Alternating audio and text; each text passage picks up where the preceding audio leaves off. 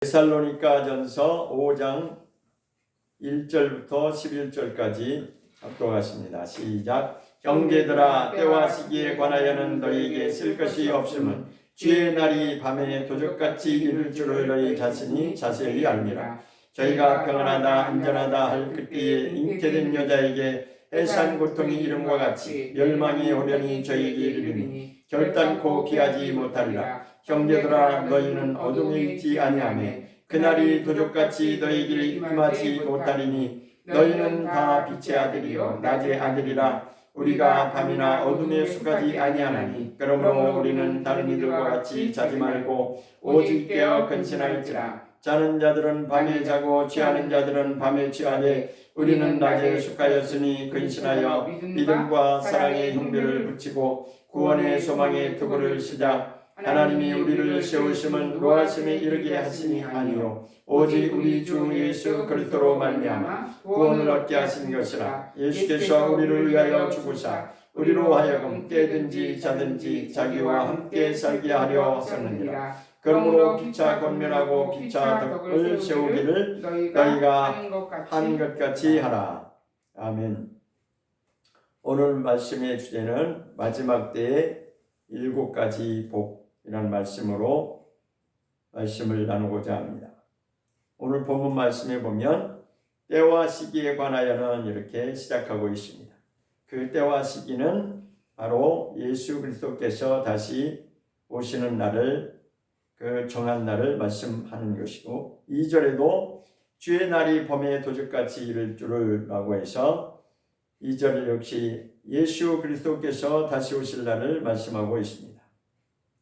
그런데 두 가지로 이제 준비한 자와 준비하지 않은 자에 대해서 말씀을 하고 있습니다. 그래서 오늘은 요한계시록에 하나님이 말씀하신, 요한계시록은 사도 요한에게 계시한 말씀이라고 시작하고 있습니다. 요한계시록 1장을 보겠습니다. 요한계시록 1장 1절 보겠습니다. 요한계시록 1장 1절을 보면 예수 그리스도의 계시라. 이는 하나님이 그에게 주사 반드시 속게 될 일을 그 종들에게 보이시려고 그 천사를 그 종 요한에게 보내어 지시하신 것이다 라고 말씀하고 있습니다. 예수 그리스도께서 직접 계시하여 주신 말씀, 사도 요한에게 주신 말씀입니다. 그래서 이 말씀, 요한계시록은 예수님이 직접 주신 말씀이죠. 마태복음 5장을 보겠습니다. 마태복음 5장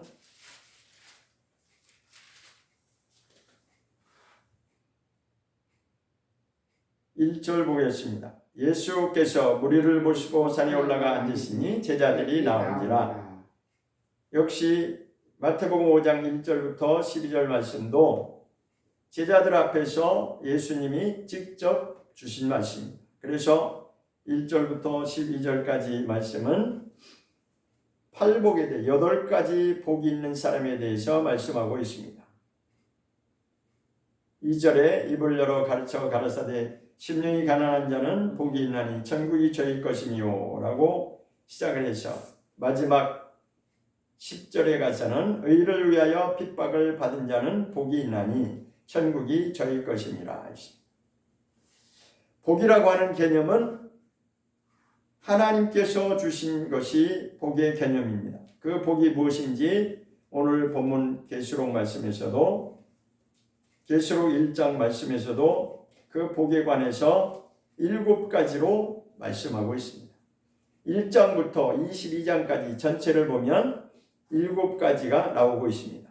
마태복음 5장 1절부터 11절까지는 8가지 복에 대해서 예수님이 하신 말씀인데, 계시록에서는 마지막 때에 어떤 자들이 복이 있는 자인지 그것에 대해서 말씀을 주고 있습니다. 그 첫 번째가 바로 계시록 1장 3절을 보겠습니다. 요한계시록 1장 3절 시작. 이 예언의 말씀을 읽는 자와 듣는 자들과 그 가운데 기록한 것을 지키는 자들이 복이 있나니 때가 가까움이라. 때가 가까움이라고 하는 것은 역시 그 때에 관한 개념은 예수님이 다시 오실 날을 두고 하신 말씀입니다. 그래서 마지막 때에 어떤 자들이 복이 있느냐? 그 첫 번째로는 이 예언의 말씀을 읽는 자가 복이 있는 자고, 두 번째로는 듣는 자가 복이 있는 자고, 세 번째로는 그 기록한 것을 지키는 자들이 복이 있다라고 첫 번째로 말씀하고 있습니다. 세 가지가 다 중요한데 읽는 자, 그리고 말씀을 듣는 자, 그 다음에 더 중요한 것은 지키는 자가 복이 있다라고 첫 번째 말씀하고 있습니다. 자, 그런데 두 번째로 14장에 가보겠습니다. 계시록 14장을 보겠습니다. 요한계시록 14장 11절부터 13절까지 읽겠습니다. 요한계시록 14장 11절부터 13절까지 시작. 그 고난의 연기가 세세토록 올라가리로다. 짐승과 그의 우상에게 경배하고 그 이름의 표를 받는 자는 누구든지 밤낮이 얻지 못하리라 하더라. 성도들이 내가 여기 있나니 저희는 하나님의 계명과 예수 믿음을 지키는 자니라. 또 내가 들으니 하늘에서 음성이 나서 가로되 기록하라. 자금 이후로 주 안에서 죽는 자들은 복이 있도다 하시니 성령이 가라사대 그러하다. 저의 수고를 그치고 쉬리니 이는 저희의 행한 일이 따름이라 하시더라. 13절에 보면 복이 있도다 중간에 나오고 있습니다. 어떤 자들이 복이 있느냐? 복이 있는 자는 자금 이후로 주 안에서 죽는 자들이 복이 있다라고 말씀하고 있습니다. 이 말씀의 배경을 봐야 되는데 11장부터 11장에 보겠습니다. 어떤 배경을 두고 이 말씀이 적용이 되는지 요한계시록 11장을 보겠습니다. 계시록 11장 12절과 13절을 보겠습니다. 요한계시록 11장 12절 하늘로부터 큰 음성이 있어 이리로 올라오라 함을 저희가 듣고 구름을 타고 하늘로 올라가니 저희 원수들도 구경하더라. 그 시에 큰 지진이 나서 성 10분의 1이 무너지고 지진에 죽은 사람이 7천이라. 그 남은 자들이 두려워하여 영광을 하늘의 하나님께 돌리더라. 계시록 11장의 내용은 두 증인이 일하는 두 증인에 관한 말씀이 기록된 것입니다. 그러니까 예수님이 오시기 직전에 두 증인의 역사가 이렇게 기록된 것인데 두 증인에게 어떤 일이 벌어지냐면 11절에 보겠습니다. 11절 계시록 11장 11절 시작. 3일 반 후에 하나님께로부터 생기가 저희 속에 들어가며 저희가 발로 일어서니 구경하는 자들이 크게 두려워하더라. 12절에 그래서 하늘로부터 음성이 소리가 있어서 이리로 올라오라. 그러니까 두 증인이 사역을 하다가 결국은 핍박하는 자들에게 죽임을 당하는 사건이 기록된 것입니다. 자, 거슬러 올라가면 8절부터 7절부터 보면 그 내용이 있습니다. 8절 보겠습니다. 저희가 시체가 큰 성길에 있으리니 그 성은 영적으로 하면 소돔이라고도 하고 애굽이라고도 하니 곧 저희 주께서 십자가에 못 박히신 곳이니라. 백성들과 족속과 방언과 나라 중에서 사람들이 그 시체를 사흘 반 동안 목도하며 무덤에 장사하지 못하게 하리로다 했습니다. 그러니까 두 증인이 사역을 하다가 두 증인이 증거하다가 예수님을 증거하다가 핍박하는 자들에 의해서 죽임을 당하는데 장사하지 못하게 하고 길거리에서 그냥 놔두는 거죠. 그런데 11절에 가서 3일 반 후에 3일하고 반이 지난 후에 하나님께로부터 그 두 증인에게 생기가 그 속에 들어가서 자기가 살아나는 역사가 일어나는 것이죠. 기록된 말씀 그대로입니다. 말씀을 증거하다가 핍박하는 자들에게 죽임을 당했어요. 근데 죽어서 3일 반 후에 다시 살아났습니다. 하나님이 일하시는 역사의 현장입니다. 하나님의 생기가 들어가니까 그들이 다시 살아났어요. 그런데 살아나서 어떤 일이 벌어졌냐? 하늘로부터 큰 음성이 있어 이리로 올라오라 라는 소리가 들리므로 그들이 하늘로 올라가는 장면이 기록된 것입니다. 이것이 바로 들림을 받는 내용이죠. 이게 정말 진짜 휴거입니다. 사람들이 휴거라는 말을 많이 하는데 여기에 기록된 이 내용이 바로 두 증인이 하늘로 올라가는 것이 기록된 것입니다. 자, 그래서 11장에 이런 이제 내용이 3년 반 동안에 그런 일들이 이제 벌어진다고 하는 것을 기록해 놓은 것입니다. 그 다음에 13장으로 가면 13장에 넘어가 보면 13장에서는 짐승표에 관한 내용이 이제 나옵니다. 하나는 바다에서 올라오는 짐승이 있고 또 하나는 땅에서 올라오는 짐승이 있다라고 이렇게 설명을 하고 있습니다. 그런데 이 지상에 어떤 일이 벌어지냐? 그 짐승의 표를 받는 자와 받지 않는 자가 이제 나눠지게 됩니다. 11절과 12절을 보겠습니다. 요한계시록 13장 11절과 12절입니다. 시작. 내가 봄에 또 다른 짐승이 땅에서 올라오니 새끼양같이 두 뿔이 있고 용처럼 말하더라. 저가 먼저 나온 짐승의 모든 권세를 그 앞에서 행하고 땅과 땅에 가는 자들로 처음 짐승에게 경배하게 하니 곧 죽게 되었던 상처가 나은 자니라.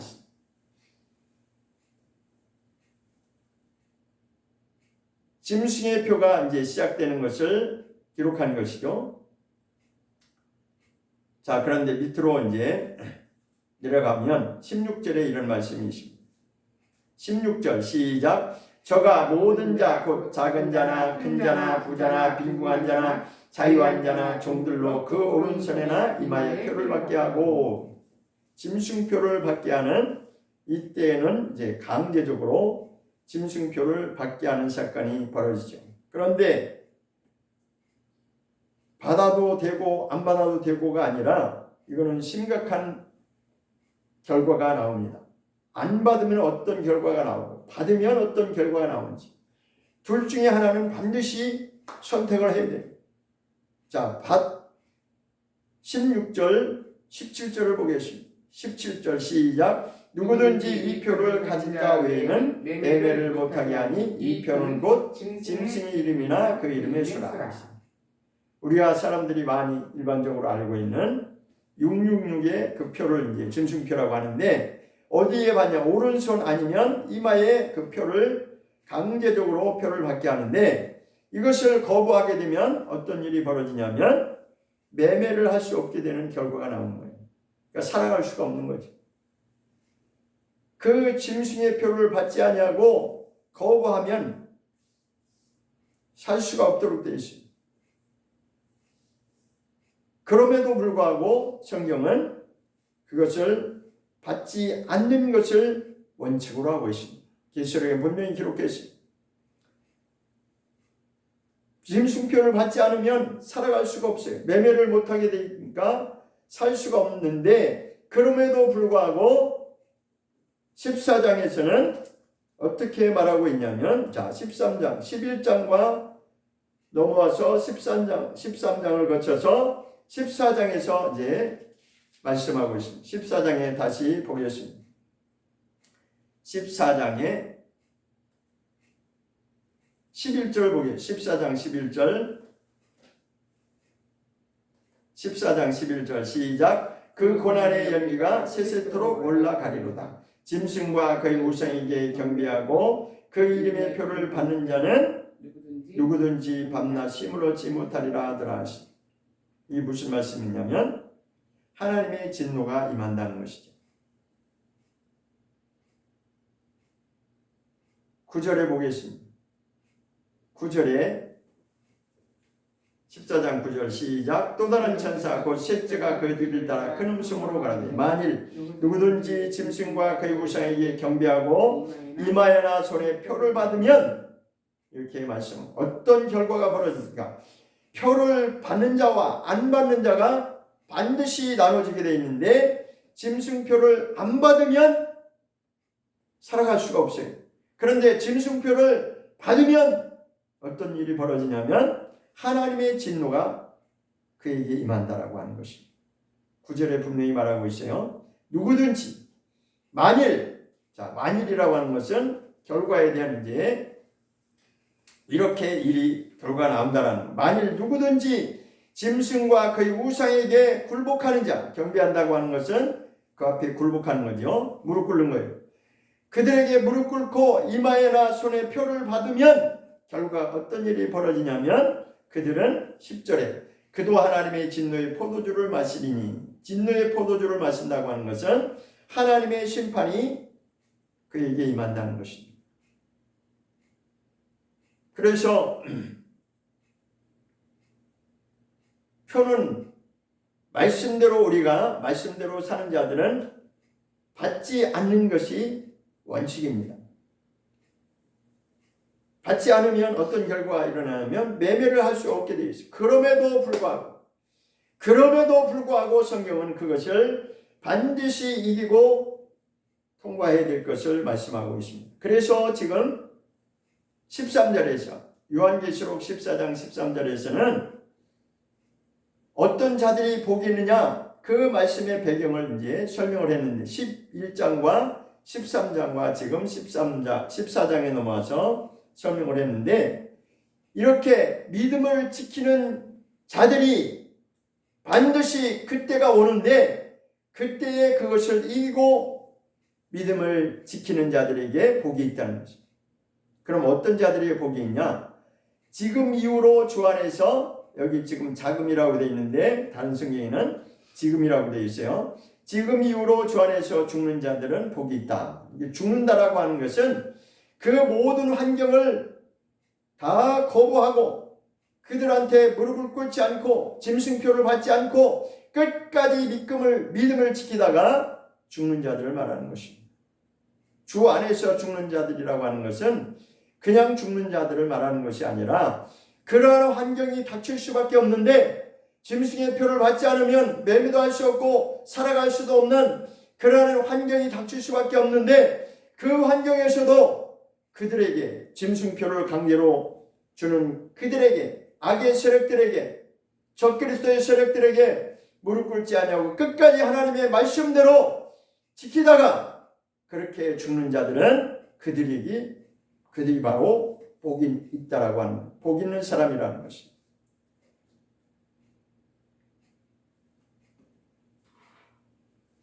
그 다음에 16장으로 가보겠습니다. 두 번째까지 했죠. 계시록 16장 보겠습니다. 계시록 16장 15절과 16절을 보겠습니다. 계시록 16장 15절과 16절입니다. 시작. 보라 내가 도적같이 오리니 누구든지 깨어 자기 옷을 지켜 벌거벗고 다니지 아니하며 자기의 부끄러움을 보이지 아니하는 자가 복이 있도다. 마지막 결론이 복이 있도다 했죠. 세 번째 복 있는 자가 무엇이냐? 자기를 준비한 자를 말하고 있는 것입니다. 깨어서 자기 옷을 지켜 벌거벗고 다니지 아니한다라고 하는 것은 벌거벗고 다닌다고 하는 것은 준비가 되지 않은 자를 말하는 것입니다.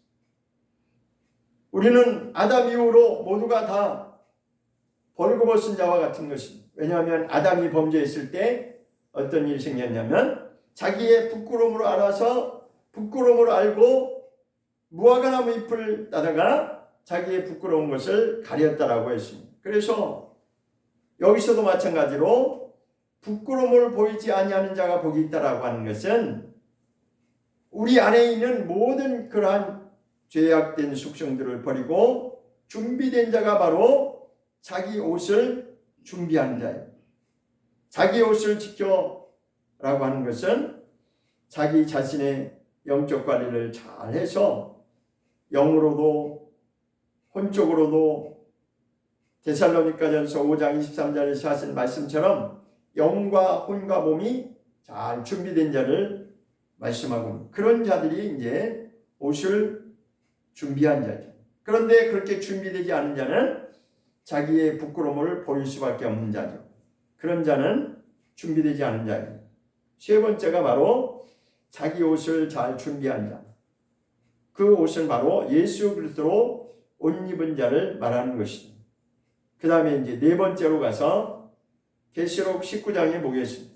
요한계시록 19장 7절과 10절. 요한계시록 19장 7절부터 10절까지. 요한계시록 19장 7절부터 10절까지 시작. 우리가 즐거워하고 크게 기뻐하여 그에게 영광을 돌리세. 어린 양의 혼인 기약이 이르렀고 그 아내가 예비하였으니 그에게 허락하사 빛나고 깨끗한 세마포를 입게 하셨은즉 이 세마포는 성도들의 옳은 행실이로다 하더라. 천사가 내게 말하기를 기록하라. 어린 양의 혼인잔치에 청함을 입은 자들이 복이 있도다 하고 또 내게 말하되 이것은 하나님의 참되신 말씀이라 하기로 내가 그 발 앞에 엎드려 경배하려 하니 그가 나더러 말하기를 나는 너와 및 예수의 증거를 받은 내 형제들과 같이 된 종이니 삼가 그리하지 말고 오직 하나님께 경배하라. 예수의 증거는 대언의 영이라 하더라. 복에 관한 말씀이 여기도 나왔죠. 7절부터 쭉 읽다가 어린 양의 혼인잔치에 청함을 받은 자가 복이 있다라고 말씀합니다. 어린 양의 혼인잔치에 청함을 입은 자들이 복이 있다는 것입니다. 초청받은 자, 초청을 받은 자들은 아무나 초청을 하는 것이 아닙니다. 여기 보면 세마포가 준비된 자들이 초청을 받는 것입니다. 8절에 보겠습니다. 19장 8절에 시작. 그에게 허락하사 빛나고 깨끗한 세마포를 입게 하셨은즉 이 세마포는 성도들의 옳은 행실이로다. 이렇게 빛나고 깨끗한 세마포, 깨끗한 옷을 준비된 자들이 초청을 받는, 청함을 받는 것이죠. 이 말씀은 마태복음 22장의 혼인잔치의 비유 말씀이 나온 것과 연관이 있는 거죠. 청함을 입은 자들이 있는데 마태복음 22장에서는 뭐라고 되어 있냐면 예복을 입지 않은 자들은 다시 쫓겨남을 당한다라고 있습니다. 그러니까 그 예복이 무엇이냐면 하나님 보시기에 합당한 그 기준에서 예복이 잘 준비된 자. 여기 계시록 19장에서는 빛나고 깨끗한 세마포라고 표현하고 있습니다. 빛나고 깨끗한 세마포는 무엇을 말하냐? 성도들의 옳은 행실이다라고 말씀하고 그렇게 산 자들 정말 하나님의 기준에서 합당하게 거룩한 삶을 구별된 삶을 산 자들이 바로 그것으로 말미암아 빛나고 깨끗한 세마포를 준비된 자다라고 말씀하고 있고 마태복음의 말씀대로 하면 예복을 준비한 자들이 되는 것이죠. 이게 네 번째 복이 있는 자가 바로 어린 양 혼인잔치에 청함을 받은 자들이 복이 있다 했습니다. 그런데 청함을 받는 자들은 그 기준에 자격에 합당한 자들을 말하고 있습니다. 그 다음에 다섯 번째로 계시록 20장에 보겠습니다. 요한계시록 20장 6절 시작. 이 첫째 부활에 참여하는 자들은 복이 있고 거룩하도다. 둘째 사망이 그들을 다스리는 권세가 없고 도리어 그들이 하나님과 그리스도의 제사장이 되어 1000년 동안 그리스도로 더불어 왕노릇하리라. 계시록 20장 6절에서 누가 복이 있냐고 말씀하셨냐면 첫째 부활에 참여하는 자들이 복이 있다는 거예요. 첫째 부활에 참여할 수 있는 자격을 갖춘 자들. 이게 다 연결이 되는 거죠. 세마포로 예복이 준비된 자, 말씀대로 그렇게 거룩하게 산 자, 다 연관이 있는 것이죠. 그래서 그 결론은 그들이 정말 첫째 부활에 들어가기에 합당한 자로 살았다면 그들이 바로 복 있는 자라는 것입니다. 그런데 후반절에 뭐라고 말씀하고 있냐면 그들은 둘째 사망이 그들을 다스리는 권세가 없다라고 말씀. 둘째 사망에 관해서 나오고 있습니다. 둘째 사망에 들어가는 자와 둘째 사망이 상관이 없는 자 이렇게 나눠지는 거예요. 계시록 20장의 뒷부분에 14절에 가서도 둘째 사망이 또 나오고 있습니다. 14절 보겠습니다. 14절 15절 요한계시록 20장 14절 시작. 사망과 음모도 불못에 던지우니 이것은 둘째 사망 곧 불못이라. 누구든지 생명책에 기록되지 못한 자는 불못에 던지우더라 했습니다. 둘째 사망이 뭐냐? 불못이라는 거죠. 둘째 사망이라고 하는 것은 불못을 말하는 것이고 다른 말로 하면 지옥불에 떨어지는 것을 말하고 있습니다. 분명히 성경은 이렇게 기록하고 있습니다. 그런데 첫째 부활에 들어가는 자들은, 첫째 부활에 동참하는 자들은 둘째 사망과 상관이 없다는 것입니다. 그래서 이 말씀대로 하면 우리는 다 육신으로 한번 태어난 자들입니다. 한 번 나고 그것으로 끝나면 두 번의 죽음이 기다리고 있는, 한 번 죽는 것은 해서 히브리서 9장 27절에 말씀한 것이고, 두 번째 죽는 것이 바로 영원한 사망으로 둘째 사망이 기다리고 있는 것을 말하고 있습니다. 우리는 반드시 두 번을 낳아야 되는 자가 됩니다. 첫째는 부모로 인해서 육신의 태어남을 첫 번째 생명을 말하고 있죠. 그런데 두 번째는 반드시 영으로 거듭나야만이, 두 번을 거듭나면, 두 번을 낳으면, 그러니까 첫 번째는 육으로 난 것이고 두 번째로는 영으로 거듭나면 둘째 사망이 없기 때문에 영원히 사는 것이죠. 한 번만 경험하는 것이죠, 죽음을. 그렇게 성경은 분명히 말씀하고. 여섯 번째로 보겠습니다. 계시록 22장, 요한계시록 22장 6절을 보겠습니다. 요한계시록 22장 6절과 7절을 보겠습니다. 시작. 또 그가 내게 말하기를 이 말은 신실하고 참된지라 주 곧 선지자들의 영의 하나님이 그의 종들에게 결코 속히 될 일을 보이시려고 그의 전사들을 보내셨도다. 보라, 내가 속히 오리니 이 책의 예언의 말씀을 지키는 자가 복이 있으리라 하더라. 이 일은 반드시 속히 이루어질 일이라고 했어요. 그런데 7절에서 뭐라고 했냐면 내가 속히 올 것이다 했어요. 예수님이 아까 요한계시록 1장 1절에서 예수님이 사도 요한에게 직접 주신 말씀이라고 했어요. 그렇기 때문에 이 말씀의 주인공은 바로 예수님이십니다. 내가 속히 온다라고 하는 것은 예수님이 다시 오실 것을 말씀하는 것이고, 이 책의 예언의 말씀을 지키는 자가 복이 있다라고 다시 한번 강조하고 있습니다. 자, 이 내용은 요한계시록 1장 3절에서 이미 나온 것이죠. 아까 1장 3절에서 뭐라고 했냐면 읽는 자가 복이 있고, 그 다음에 두 번째로는 듣는 자가 복이 있고, 세 번째로는 지키는 자가 복이 있다라고 했는데, 여기 22장 7절에서는 뭐라고 했냐면 마지막은 지키는 자에게 복이 있다는 것입니다. 그러니까 결국은 말씀을 읽고 듣고 지키는 자가 돼야 된다라고 하는 것을 우리가 알 수 있습니다. 그러니까 읽기만 해서도 안 되고 듣기만 해서도 안 되고, 최종의 결론은 마지막 시대에는 지키는 자에게 그 복이 임한다라고 하는 것입니다. 하나님의 말씀대로 지키는 자, 하나님의 말씀대로 사는 자, 그들에게 진정한 복이 임할 것을 말씀하고 있습니다. 마지막으로 일곱 번째 요한계시록 22장 14절을 보겠습니다. 요한계시록 22장 14절. 그 밑에 14절 시작. 그 두루마기를 바른 자들은 복이 있으니 이는 저희가 생명나무에 나아가며 문들을 통하여 성에 들어갈 권세를 얻으려 함이로다. 다시 한번 읽어보겠습니다. 그 두루마기를 바른 자들은 복이 있으니 이는 저희가 생명나무에 나아가며 문들을 통하여 성에 들어갈 권세를 얻으려 함이로다. 마지막 일곱 번째 복이 있는 자가 누구냐면 두루마기를 빠는 자들이 복이 있다는 거예요.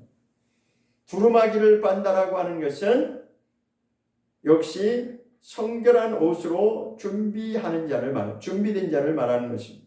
그러니까 자기 옷을 부지런히 빤다라고 하는 것은 예수님이 오실 그날을 사모하면서 준비하는 자를 말하는 거죠. 깨끗하게 자기 영혼의 상태를 영과 혼과 육이 정말 정결하게 흠이 없고 티가 없는 그러한 자로 준비하는 자를 여기서는 두루마기를 빠는 자들이라고 이렇게 표현했습니다. 두루마기를 빠는 자. 흰 옷을 입고 성결한 옷을 입은 자, 자기 자신을 성결하게 준비된 자가 복이 있는 자다. 그런데 그런 자들에게 어떤 결과가 있냐? 그 후반절을 보면 이는 해서 뒤 후반부 읽어보겠습니다.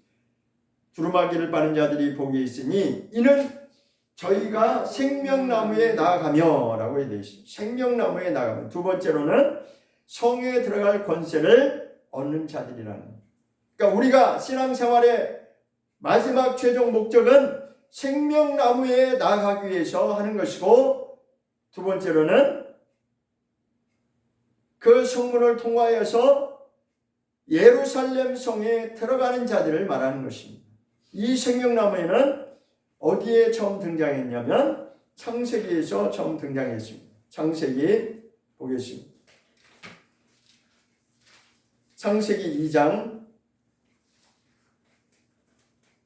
창세기 2장 9절에 보겠습니다.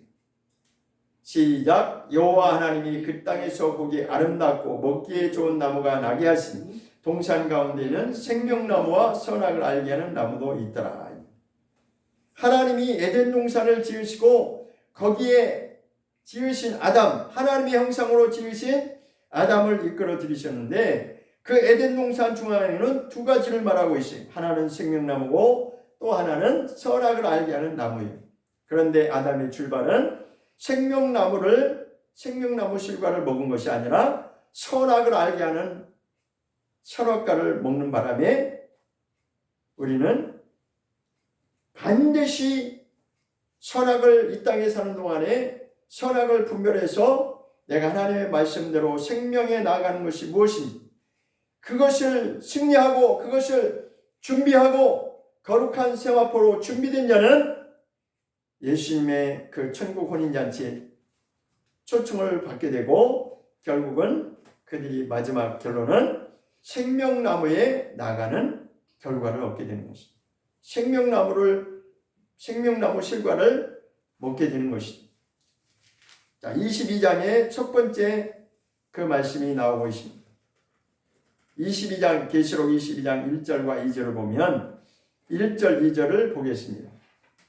시작. 또 저가 수정같이 맑은 생명수의 강을 내게 보이니 하나님과 및 어린 양의 보좌로부터 나서 길 가운데로 흐르더라. 강 좌우에 생명나무가 있어 12가지 실과를 맺히되 달마다 그 실과를 맺히고 그 나무 잎사귀들은 만국을 소성하기 위하여 있더라. 1절에는 생명수의 강이 있다는 것을 보여주셨고 그 다음에 2절에서는 그 생명수의 강 좌우에는 생명나무가 있음을 말씀하고 있습니다. 그런데 그 생명나무에서는 12가지 실과가 달마다 맺힌다는 것입니다. 12가지 실과가 12달로 하면은 매 달마다 실과가 다른 실과 12가지 실과가 맺힌다는 거죠. 그러면 계시록 20장 14절 말씀은 두루마기를 빠는 자들이 그 생명나무에 나아가는 그런 자격을 얻게 되는 거예요. 생명나무에 나아가면 어떤 결과는 생명나무에서 열리는 그 12가지 실과를 먹게 되는 것입니다. 생명나무 실과를 먹게 되면 영원한 생명으로 나가는 것이죠. 이렇게 그 다음에 마지막에서는 예루살렘 성을 들어갈 권세를 얻으려 함이더라 라고 말씀하고 있습니다. 새 예루살렘 성은 어디에 나와 있냐면 21장에 나오고 있습니다. 요한계시록 21장에 1절과 2절을 보겠습니다.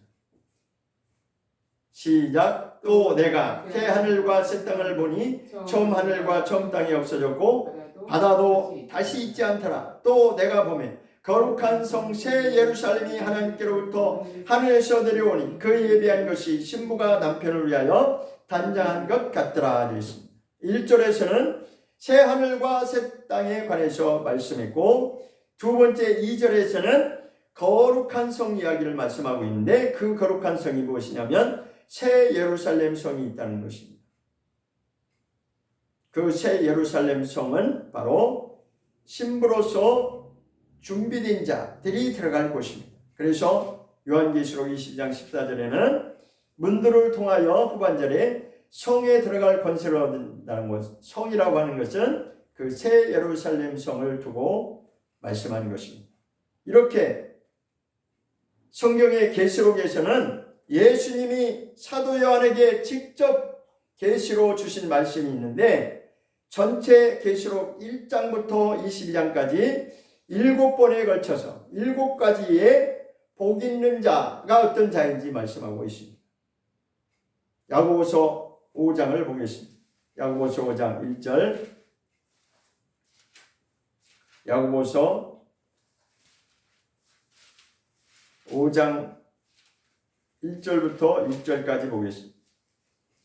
야고보서 5장 1절부터 6절까지 보겠습니다.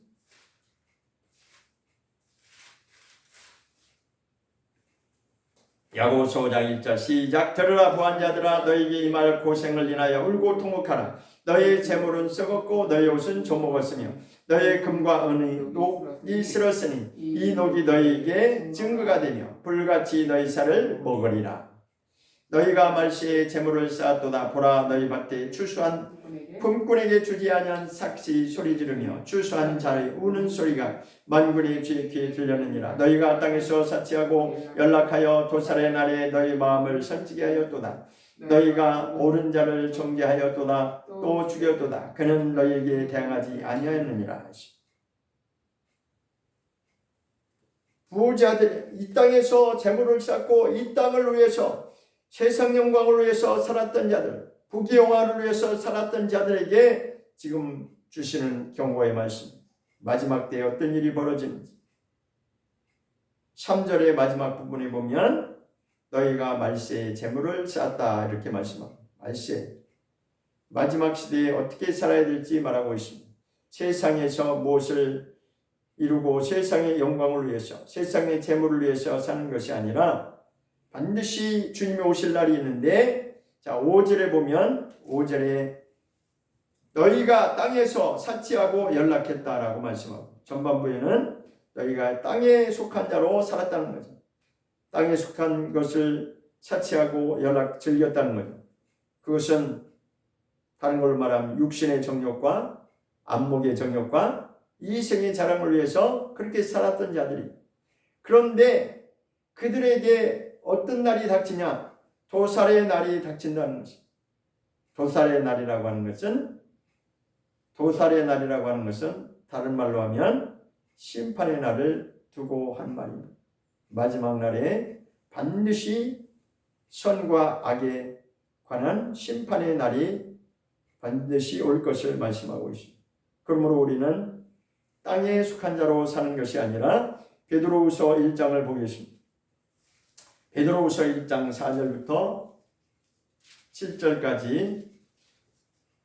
그럼 우리는 어떻게 살아야 되는 자가 복이 있는 자입니다.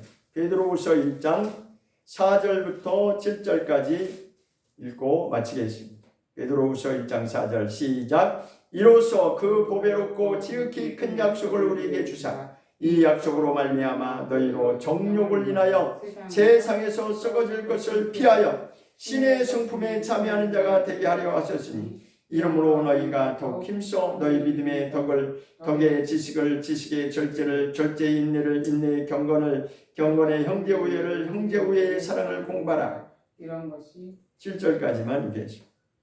우리가 어떻게 살아야 될지를 말씀하고 있습니다.